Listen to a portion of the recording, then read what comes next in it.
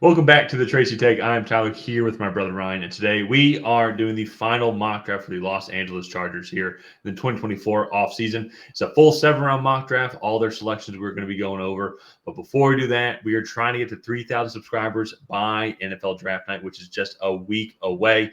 And we're about 80 subscribers away or so as of the recording of this video. So if you haven't already, go ahead and like and subscribe and help us reach our goal. And also you will get notified as well when we create new content. So Ryan, let's pull the slides up here. So Chargers picking 5th overall.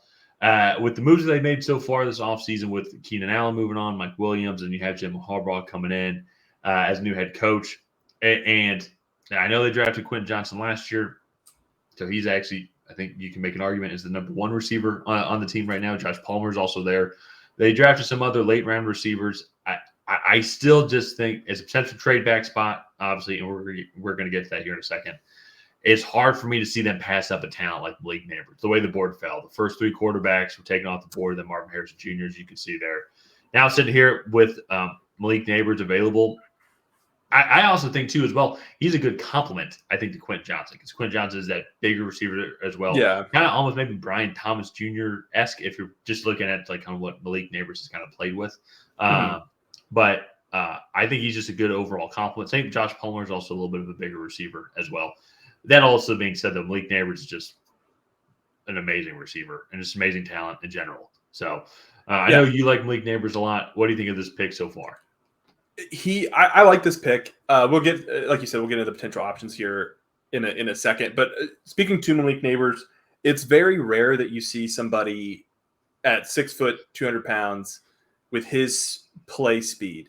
He has the speed to affect games like Jalen Waddle and a little bit like Tyreek Hill. Obviously, nobody is to that level, but just watching him move across the field, he almost looks like he's in slow motion, but he's going so freaking fast. And with him, he's not just a speedster. He breaks off his routes really well. He has pretty consistent hands, as far as catching the football goes.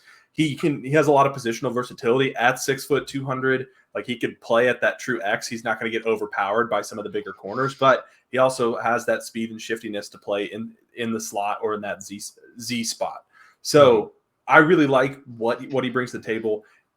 I think you compare him to past wide receiver, like you compare this wide receiver class, you could take any of these top 3 guys, and over the last 3 or 4 years, all of these guys would be at the very top of just about any of these classes, excluding the Jamar Chase draft. But honestly, at this point, I'm ready to say I like Malik Neighbors a little bit better than Jalen Waddle and Devontae Smith, who were the 2nd and 3rd wide receivers in that class. Mm-hmm. And to get him here at 5, I think is a steal. Oh, yeah. So I don't want to say a steal because it is the 5th overall pick, but it's a really solid pick. Yeah. Other than that, I could see them potentially going with Brock Bowers. I think what he brings to the tight end position would allow Jim Harbaugh to run a lot of the personnel sets that he ran at Michigan in that offense. But he is a little bit undersized as a tight end, so maybe not like the best fit there, but he can block. And then also I think you look at teams like Minnesota. J.J. McCarthy is still on the board in this draft here.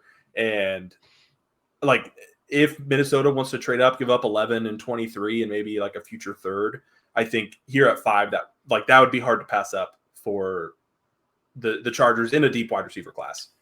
Yeah, especially if it's at 23. I mean, guys like Brian Thomas Jr. might fall a little bit there. A.D. Mitchell's going to be there. Mm-hmm.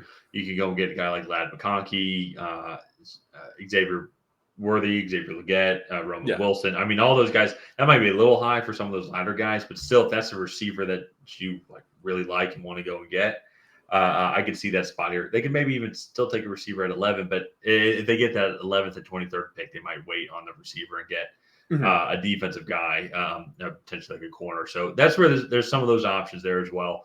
Brock Bowers is a possibility, but kind of as they moved on from Keenan Allen, as they moved on from Mike Williams, that need, I think, maybe got pushed down later on.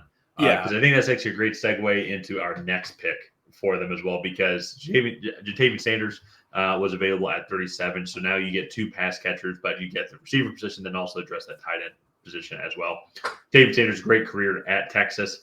And even too, then if this is a position here as well, if they want to wait on, there are still some other good tight ends they can go and get in the 3rd and then also in day 3 picks potentially as well. But with him sitting here and with pass catching such a huge need for the team, we just felt that it would go double dip in the pass catching department. But you get a stud receiver and a stud tight end, and you start to get Justin Herbert some more good options. I would say to throw to. Yeah, and you look; these options are young; they're going to grow with this team. And with Ja'Tavion Sanders, he's a little bit bigger, probably maybe a little bit less of an athlete when compared to Brock Bowers. But Brock Bowers is such an elite athlete at that position that it's that's kind of hard to live up to. But Ja'Tavion Sanders has the willingness to block as well in this Jim Harbaugh scheme, and I really like what he would bring to the table. He has really consistent hands. He has good after the catch ability. So here at 37, I think that would be really good value for this Chargers team. So you get an outside pass catcher, and then you get a very versatile tight end here at pick 37. And then let's move on to their 3rd round pick. And one of the big things that the Chargers have struggled with over the last few years, and they were better about it in 2023, was just the overall run defense. And going and getting a big defensive tackle like Mason Smith from LSU, just plug up that middle. Jim Harbaugh loves his big defensive tackles. At Michigan last year it was Mazie Smith. This year it was Chris Jenkins. And I just think going and getting a guy that can plug the middle of the field and make teams have to at least try hard to run the football against you is going to be pretty key for this team. Yeah, and I think too, what kind of indicated to me with Chargers moving on from their receivers instead of their defensive end guys, such as Joey Bosa or then Khalil Mack as well, is in that they were going to go offensive first, but then try to beef up, get good talent around them later on in the draft. I think here you get a defensive tackle to kind of help out Joey Bosa, Khalil Mack, and then that secondary as well, try and balance out this defense more and provide some good pressure. A guy like Mason Smith can come in there and provide day 1 reps immediately here, and you're getting him here in the 3rd round. So in general, though, I think so far these first 3 picks, I know we went double pass catcher, but I think that's just a major need for them in general. And so let's move on now to just their day 3 picks and go over a little bit. So they did move on from Austin Eckler. So they did end up going with Ray Davis here out of Kentucky, and then Jarvis Brownlee Jr. as well, just a couple picks later, addressing the secondary.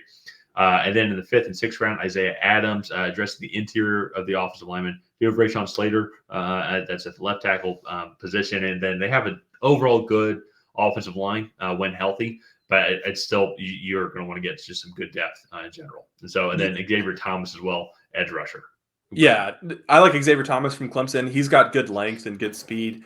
Not the most productive guy, and probably will go before 181. But I feel like every year we see one of these guys fall. Like look at Max Crosby, I believe 3 or 4 years ago, that fell to the 4th or 5th round. And I like him there. Tylen Grable is a very athletic offensive tackle from UCF that could potentially kick into guard. And then Trey Taylor, the safety from Air Force, is just another really solid player. Obviously, being at Air Force, a little bit of a different setup there, but I think transferring over to the NFL, he has the athleticism to transfer over here. Just going to need to adjust schematically and up that football IQ a little bit. So all in all, I think for the Chargers, they're in a little bit of a weird spot because they had so many cap issues coming into the offseason. They had to part ways with a lot of veteran guys, but they do still have the quarterback, the left tackle, and like a couple really solid pass rushers in Khalil Mack and Joey Bosa. So I think right now they just need to upgrade a few positions to kind of stay in contention. And then this season, maybe they're not super, super competitive with some of the competition, especially in the AFC. But I think going forward, if Jim Harbaugh can get this defense right and get a couple playmakers that like we did in this draft on the offense, this team could make a pretty quick turnaround. Yeah. So. Yeah. Who knows? They have the star power there. They traded some of it away, but even too, if I'm being honest, the only big name I think that was consistently contributing last year was Keenan Allen. Mike Williams, I think, had been injured a lot. Austin Eckler was also towards ACL last year. Oh, yeah. And then Austin Eckler was injured for half the season, but also just getting older. And with everything going on with running backs, I think that production that he had is fairly replaceable. So getting younger here because they have the talent there. I think they just needed to put some of the pieces together. Yeah, for sure. So let's go ahead and wrap it up here. If you guys have not already, please go ahead and like and subscribe. Leave a comment down below on what you thought of this Los Angeles Chargers 7-round mock draft. Did you love it? Did you hate it? What would you have done differently? Know that. We'll see you guys next time.